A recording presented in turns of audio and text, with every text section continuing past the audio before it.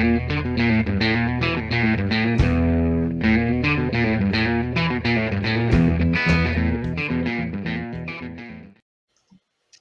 everyone, welcome to episode 6 in our, what are we calling our webcast. Today we're going to be talking about networking and building your business with Philip Pelto. He has a great story, a lot of information, and I think we're going to have some fun. And welcome to the Double Dragons webcast, where we talk about wealth and wellness and building your brand and your story and your business and all that good stuff. The ultimate goal is to live a better life with purpose. And I'm Shane Callahan, the founder of Endurance Wealth Planning, where we focus on building your wealth utilizing a modern financial planning approach. And welcome to my co-host, Benjamin Martin.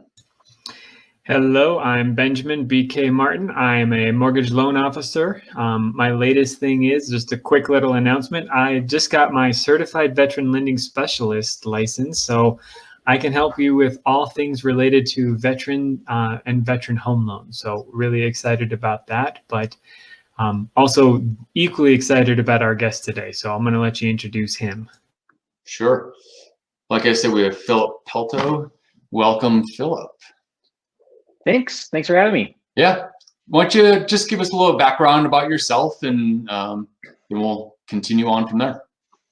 Cool. So, man, where to start? I grew up in Minnesota and got into sales accidentally.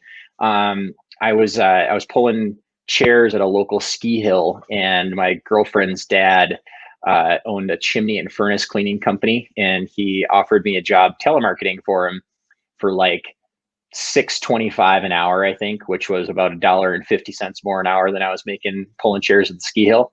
And so yeah, I decided to take it, and turns out I was pretty good at it, and just kind of fell into sales, and got recruited to sell Cutco knives, and then ran an office for them, recruited and trained about 1,100 kids, and then I sold suits for Tom James, sold copiers for Canon, and then started a networking company back in 2005, and have been doing that ever since. So yeah, that's kind of it in a nutshell. Cool. Well, I think that's what we want to focus on today is building that business, your networking company. Talk to a little bit about that, and we'll move on from there, and hopefully educate people on some wealth building. Sweet. Yeah. Well, they're very intertwined, right? Wealth building. And I think now more than ever, people, the relationships that you have and your network is a new currency, new form of currency. And, that there's that cliche that everybody always says, your network is your net worth. But it's, they say it for a reason. It's very true. And I think the stronger network that you have, and the better quality people you can surround yourself with, the more opportunities you find yourself running into, and the more chances you have to sort of advance your finances and your station in life, I guess. So when I didn't really know anything about networking or referrals or building relationships in a formal sense until later. I think Cutco is the first time I learned about it, but I realize now, looking back on my life, that's just something that I kind of grew up doing, and I moved around a lot. I think I went to 8 different schools or something before I graduated high school, and I just out of necessity needed to make friends fast, and needed to get introduced to new people and new cities and new schools that I was in. So, the networking component of it was just sort of part of my life and how I grew up. And when I decided to turn it into a business, it actually, when we started my business Firestorm, and I'll delineate a little bit. So there's 2 networking companies that I own. I own Firestorm and I own Certus. Firestorm I started back in 2005 in Minnesota. Certus was actually, I acquired this one 2 years ago, and this is a Denver-based company that also started about 17 years ago. And anyway, when I started Firestorm, there was no business idea there. It was just a way for me to grow my other sales business, which at the time I was selling suits for Tom James. So I really wanted to control my prospecting efforts, make sure that I was getting around the right types of clients, getting around the right types of referral partners, and developing those relationships to grow my business with referrals. So this was the way that I decided to do that, and really didn't have a business plan in mind when I started. But I think we did it kind of side hustle for about 4 years, and then I decided to take it over full time in 2009. So it's been a full time gig ever since then. So yeah, and this is our new deal, Certus. So the Firestorm and Certus are very similar in practice and in philosophy and the education piece of things. But the delineation is Firestorm is a business to business organization. So we focus on any service provider to another business, and Certus is all on the consumer side of things. So anything that's focused on the consumer. So, the residential real estate, mortgage, insurance, financial planning, and then, chiropractors and health and wellness, that kind of stuff. So yeah. Phil, I've got a question for you. You Yes, run sir. two different business groups. You run a B2B and a B2C, business to business. Correct. And business to consumer. Oftentimes I've found that when I'm in a networking event, let's say it's the Top Golf meet greet and golf, or something with the chamber, or whatever the different event I have, there's always those two factions that exist. There's always your B2B people and there's always your B2C people. What can the B2B people do to help the B2C, and what can the B2C do to help the B2B? Lots of letters I just threw out there. Yeah, it's I don't know. The business world is full of these 3-letter acronyms. Actually, there's a company that I know of that has a document that has all the 3-letter acronyms in a description. Anyway, so the reason that I separate them, and I think they should be separated, is because they're having different conversations and they have visibility to different conversations. And while there could be some overlap, generally speaking, there isn't a whole lot of overlap. So it's a challenge when you have a hodgepodge and a mixture of B2B, B2C folks, because they don't, let's take you guys as an example, right? So BK's doing mortgages and Shane's doing the financial advising piece of it. When you're having a conversation with your prospective client, doing some sort of discovery meeting, that centers around, for you guys, their financial picture, right? So it's, what are their assets? What's their income? Where do they work? Yada, yada, yada. And you'll see certain things, but it's really focused on that person and that person's finances and their, individual picture. Their business occasionally will play into it. BK, of course, if somebody is a business owner, you'll have some visibility to that because you got to see their income, where it's coming from, and all that. So, and same with Shane. But if you think about somebody that does website builds, when they're having a discovery call with their client and they're talking about, what's it look like and what's it need to do and all that stuff, really they're going to have visibility to other issues for that business. They're going to see marketing things. They're going to see, the payment processing that ties into the website. They're going to see, the banking side of things, or maybe that person's tech stack and their IT needs. They're really never going to have any sort of conversation that that circles around personal financial matters, or somebody that nobody's going to talk about their mortgage or potential IRA that they have going on. Like, that conversation focuses around that website and that business. So they're kind of siloed, I guess. And so if you're really good and you're really an astute question asker, you could discover some things and uncover some opportunities for if you're talking about a business, you could discover some things about that business owner and their personal financial situation. Or if you're talking about a person's personal finances, you could discover some information about, a website need or whatever. But generally speaking, those two don't really mix. So that's why it's important I think, to keep them separate and to develop relationships with the personal side of things and with the business side of things, and make sure that you're being extremely strategic and intentional about the types of conversations that your partners are having with their clients. So does that make sense? It sure does. I appreciate that. Sorry to take this over, Shane, but I did want to transition into to another question. And that is, I asked my managing broker this when I first started with Alliance Mortgage Group, and I got his answer, and I definitely want to hear your answer. So let's say you were plucked from Denver, you were dropped in a brand new city, no contacts, you knew absolutely nobody there.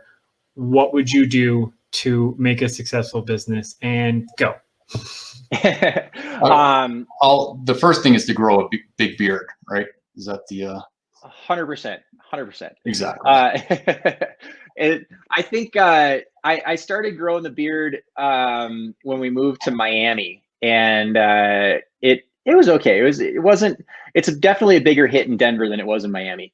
But so it's interesting you ask this question, and I have started over from scratch as an adult in a new city where I knew no one.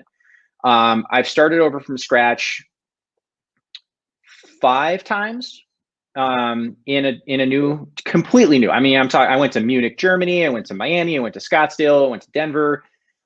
So completely different areas. The first thing I do is I will reach out to my network, the people that I know from wherever it was that I was before. So I've got my home is Minneapolis in the Twin City metro area. I'll go to those people and go through my LinkedIn contacts, and I'll see who do they know that's in this town, in this new town that I'm going to. And I'll get a foothold in that area, right? And then I kind of branch out from there. So if I can just get one contact in a new city, I can sit down with that person, and I'm really awesome at bonding and rapport. Like, I can sit down and we'll be best friends by the end of the meeting. And you'll want to help me out and, have me babysit your kids and bring me over to your house for dinner. Like, that's my superpower. So once I get that one person on the ground in the new town, I'm game over. Like, I'm set. And if the other thing, which, sometimes there's not a new contact, nobody knows a person in that city that I'm going to, which actually hasn't happened yet. But if I couldn't find somebody, I would start going to every networking event I could find. I'd go to the Chamber of Commerce. I'd go to, Network After Work. I'd go to, Meetup has a million of them, and they're not all going to be great events, right? Most of those events are probably going to suck, but you're going to find one person at that event that is like-minded, that you jive with, that you can go out for coffee with or a beer with, and start to pick their brain about who do they know around town, who should I meet, here's what I'm trying to accomplish. So those are the first 2 things that I do. Like, reach out to your warm network, get an introduction to that city, and if you can't do that, then start going to every networking event you can find. Yeah, that makes sense. So going back a little bit to the B2B versus the B2C business. Yeah. If someone is looking to build their business, whether it's new in the city or they've been in that area for a while, like you just said, you can network to 22 hours a day, but not really get anywhere going to these different events. So what are some advice that you see, people that succeed in doing this by networking? What are some of those, things that people are doing that work versus not doing that just, ends up being a waste of time? Yeah, totally. So the first thing that I think is super, super, super important is you need to have a clear understanding of who your ideal client is, right? So that changes based on what business you're in and whether you're selling to a person or whether you're selling to a business. And I think one of the easiest traps and the biggest traps that I see people fall into is thinking that everybody's a prospect, right? Like, oh, I do mortgages. Like everybody needs a house and I can sell to anybody. Yes, technically that is true, but you really need to be able to articulate how people can refer you, and you need to be, I think it's good to be known for something, like niches make riches. So figure out who your ideal client is, right? And then focus all of your prospecting efforts on going after that particular client. So, I'll give you an example, like how to kind of identify or, game out an ideal client. I used to collect comic book cards. I was a total nerd, but the comic book cards would have a picture of the character on the front, and then on the back side it would have all their stats, stamina and agility and strength and speed and all that, and then a little backstory on the character. I make a card like that for your ideal client. Like, make a pretend picture, get some stock photo off the internet, and then put down all their attributes, age and employment status and where they live, and what kind of car do they drive, and all the things that you think are important for your ideal client. And if it's a business, do the same thing. This is the business, and here's where they're located, and here's the revenue and the employee size, and yada yada yada, and a little backstory on them. And here's the thing: like, none of us have the time to have like 8 bajillion clients, right? We only have so much capacity to handle clients, especially if you're in a relationship type business where you're doing financial advising. Like, you can't have 6,000 clients unless you hire a bunch of other people, and then they're not really your clients. You're running a business, and those other people have clients. So I want to work with people that I like. I want to work with people that I think are cool, that I want to sit down and have a beer with, that I want to have a relationship with. I want to like the people that I'm spending most of my time with. So put that in there too. Like, personality wise, this is who I want to work with as a client. So figure that out, understand your ideal client, and then figure out who else is selling to that same ideal client and having visibility to those conversations. I mentioned earlier, in the example with somebody doing websites, they're going to come up with they're going to uncover other areas, other needs in that business, the tech stack and the credit card processing and payment processing and the web hosting and the all these things they're going to see. And for you guys, it's all the personal financial stuff, like where's their property casualty insurance at, where's their estate plan at, where who are they using for their personal banking needs, and who's their accountant, and da da da. So you have visibility to certain other industries. Those people have the same visibility to opportunities for you. So understand who those referral partners are, power partners, strategic partners, doesn't matter what you call them, but figure out who else is selling to the same ideal client that you are, and then go build a relationship with those people. And I think that's one of that strategy piece of it, and planning it out is where a lot of people kind of fall off the wagon in networking. They'll go to a group and they're like, oh, I'm going to run around and just like meet as many people as I can, because you never know who somebody might know. Well, yes, that's true. But, Shane, like you said, you can do this, 7 days a week, 20 hours a day, going to events and just network yourself out of a job because you've got so much stuff going on. I would rather be super laser focused and go to one thing that I know is going to be super awesome with people that are dealing with my same ideal client, than go to 50 events where I'm just not really sure what I'm going to get out of it. So, and there's also another thing that I like to talk about and delineate between what most people think of as a networking event, air quotes, is really a prospecting event, right? You go to a happy hour, you go to a thing where there's a bunch of people, you don't know any of them. That's not networking, that's prospecting, and most people go in and they think, well, I'm going to go try and find somebody that's going to buy my product or my service. I'm going to find a client there. That's fine. I'm not saying you shouldn't do that. In fact, that's, definitely something I would do if I was in a new city, or trying to aggressively grow my business. But it's different than networking. Going into you're basically cold calling, right? You're knocking on doors, except instead of knocking on a door, you're just going to a room full of people. It's like shooting fish in a barrel.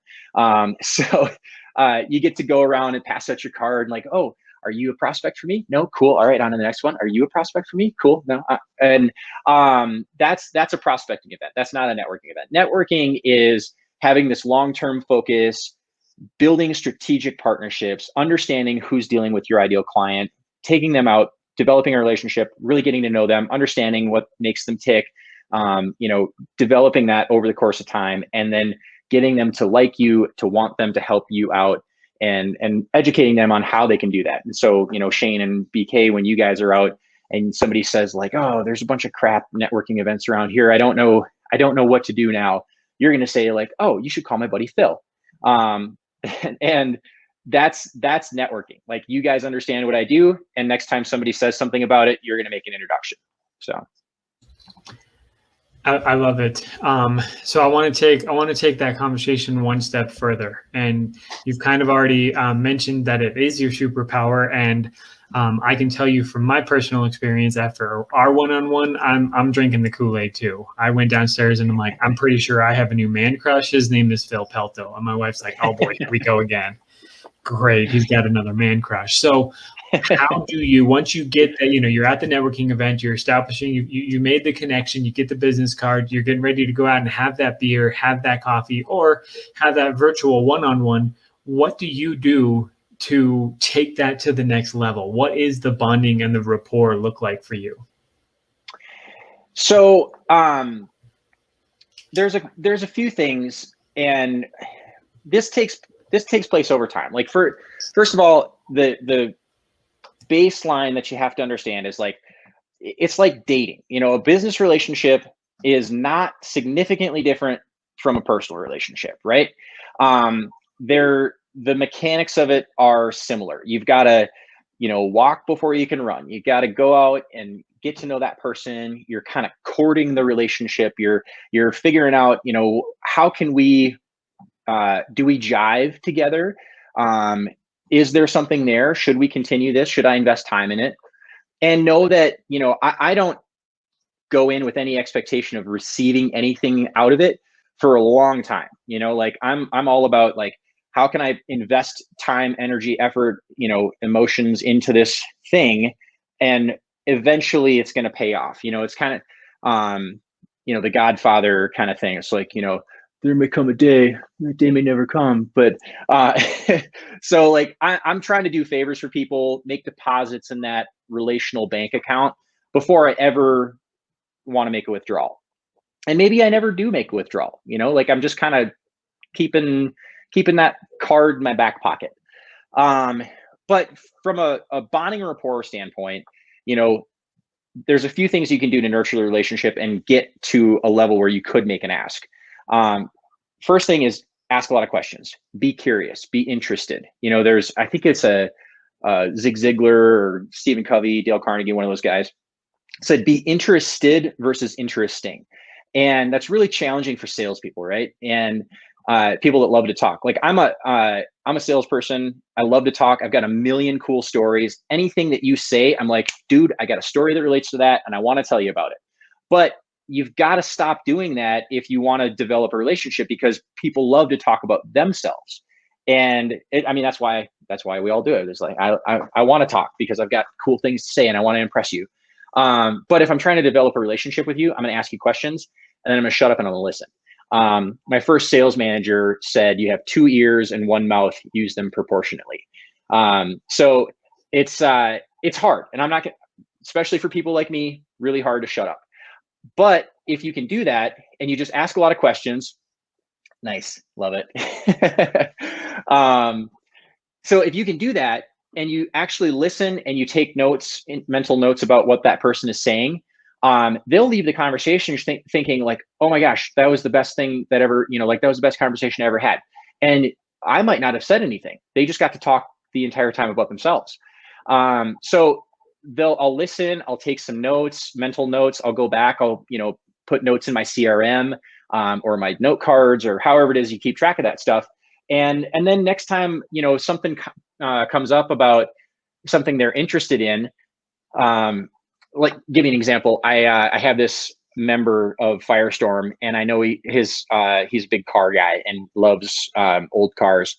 And we were in New York a couple weekends ago, and I saw this like totally redone, like sweet old Porsche. And I just snapped a picture of it and texted to him. I'm like, hey man, thought you'd like this. It takes zero effort on my part, other than the fact that I had to think about it and make the connection between the car and this dude. But then he's like, oh, that's super cool, man. Like Phil's thinking about me. That's really, that's nice. It makes me feel good. He's paying attention to the conversations that we have. I didn't text him and be like, hey, here's a rate update for today. It's fine to do that, but the picture of the Porsche still keeps you top of mind, goes a lot further. It's non-business related. That's developing a relationship. So little things like that. And eventually, you do enough of that stuff and you really build a friendship with these people. You can go ask that person for anything, down the road. And but save it, save it for a good ask, right? Don't just waste it on dumb stuff. So hopefully that answered the question. I'm not 100% sure. I kind of rambled there. No, it did. And to kind of piggyback off of that, one of the things I like to do, and I think I shared this with you, I dabble in sportsbook betting, and I use my sportsbook betting as an opportunity to reach out to a friend that, I know somebody in my group is really interested in soccer. So I'll find the most interesting game for me. I'll send him, hey, who's going to win this game? And next thing I know, we have a 20-minute conversation about who's going to win the game. To be honest, if you're watching this, you know who you are. I don't care about soccer. I just like talking to you. I just like staying in front of you without, again, texting you, hey, interest rates are really low. Do you need this? Or I've got another friend super into the Dodgers, and I was able to get a lead out of that conversation of just, hey, how are the Dodgers doing? I placed a wager. We were talking throughout the game, and he's like, oh, yeah, my brother's looking to buy. Can I send him to you? Well, yeah, sure you can. Let's go ahead and do that. So I think that exactly what you're saying is if you're looking for short term, then make the ask every single time in every single meeting. Just ask every single time. If you're in it for the long haul, if you're in it for the relationship, if you're in it for a career, establish a rapport, bond with them, and continue off in the long haul, and you'll be way more successful in the future than burning all the bridges you can right now to get as many people into your pyramid scheme as you can. Yep, I agree. Yep. All right. Before we end, need to finish up with the crazy question today. So I understand you're in some ultra running, correct? Yep. All right. So how did you get into that? And what's the longest race you've done? So I got into it. I started running a long time ago. Just I don't remember why. I just started doing it, and then I started going longer distances. And you do a 5K, and then you're like, I actually went straight from 5K to marathon because it was like a bucket list thing, and I was like, oh, I'm gonna run a marathon. And then I did a bunch of marathons, and then it became about running marathons in different countries. So I was like, I'm going to do a marathon on all the different continents. I haven't got all of them yet, but I'm on my way. And then we moved to Colorado 7 years ago, and I had never done any trail running until we moved to Colorado. And then I started getting out in the mountains. It was just a nice way to, get off the roads and see the mountains and get out in the woods. And then I realized that there's this whole different community about trail running, and they're insane. And I was like, I kind of like these guys. They're super crazy, and they run really far. And so I signed up for a 32 miler, 50K. And then I've done 4 50-mile races. And I haven't done a 100-mile yet. So the answer to your question, the longest is a 50-miler. But I would really like to do a 100-miler. I just haven't I've found a couple. I just haven't gotten into the race yet because they have wait lists and qualifying times and all that nonsense. But yeah, it's insane. I know there's something wrong with me. And I also know that that's probably not going to change. Like as soon as I do a 100-miler, then there's 200-mile races. My wife and I went to on a road trip last year And we drove the course for the Badwater Ultramarathon, which starts at Badwater Basin and then goes all the way to Mount Whitney. And it's a ridiculous course, and I kind of want to do it as well. So anyway, it's fun. It's just about, doing something stupid and trying to find your limits and all that. So is it just the running thing, or are we going to see you on America Ninja Warrior someday? No. I'm not. Zero upper body strength. Like, I'm lucky if I can do a pull up. So yeah, cool. Just the running. Nice. Do you think there's any advantages in mixing adventure outdoor stuff that myself included is into, and business networking? Have you done any of that? Because I've tried it a few times and it can get tricky depending on the person and the activity and whatnot. You mean like doing an event where it's or like go for a run or a ride or something like that, but instead of doing it in front of drinking coffee, you're doing on the bike or running or doing whatever. Yeah. I love that idea, and I think it's people especially in Colorado are very open to that. Going out and doing a hike or going for a bike ride or whatever. If you're trying to have a conversation, you should make sure that your partner is equally matched physical fitness wise, because I run at a pace where other people might choke to death, trying to keep up. So, just be mindful of that kind of stuff, and, make sure that the activity fits, the crowd that you're with. But I love that. And I think it's another way to connect with people and, squeeze a workout in while you're, technically working. Mm-hmm. And I think it'd be really cool. And I'm a big skier too. And I know we've done a bunch of like ski networking events where people can, run and do some skiing, and then we'll get a spot at the beach at A Basin and have a little networking event barbecue thing going on at the base of the mountain. So do some laps and then come back and have a chit chat with some people. So nice. I love that kind of stuff. All right, I'm up. Especially if you skin up, I'm there. How about that? Yeah, definitely. All right, cool. BK, do you want to end us out here? Sure thing. Thank you guys. Thank you, Phil, for joining us. I know I took about 15 notes, and I've had many conversations with you, and I feel like every time I get just a brand new nugget or a brand new golden opportunity to make my business grow. So I would strongly encourage you guys, if you have any interest in learning how to network, when to network, where to network, certusnetwork.com. Phil is going to be absolutely amazing. Check out his podcast. What's the name of the Referral Bench? Yep. Check out his podcast. It's absolutely a fantastic way to just learn. And yeah, Phil's an amazing guy. He'd be happy to sit down. I'm speaking for him now, but he'd be happy to sit down and do a one-on-one with you, learn more about your business, and how Certus or Firestorm can help your business grow. So thank you so much for being here, Phil. I think it was absolutely fantastic. Thanks for having me. Absolutely. Let everyone know where they can find you. I know it's been scrolling at the bottom, but for our audio listeners, let everyone know where they can find you and how they can get a hold of you. Yeah, so actually the best place is to go to my LinkedIn profile and just put in my name, Philip with one L, Philip. Last name is Pelto, Pelto. I am the only one of me in existence in the world, so I come up everywhere. Awesome. Shane, where can people find you if they're interested in learning more? Sure. So LinkedIn, obviously, and then my website, endurancewealthplanning.com. The phone number is 720-696-0265. Fantastic. And I'm BK again, Alliance Mortgage Group. You can reach me at bk@amglending.com. I'm going to change up the script and say I'm on Facebook at Benjamin Martin, NMLS 932357. We do lots of fun little giveaways. As Phil mentioned, it's not all about business. We do a lot of fun little posts to keep you educated on what's going on in Denver and that kind of a thing. So definitely check us out there. And 720-575-1999 is my phone number.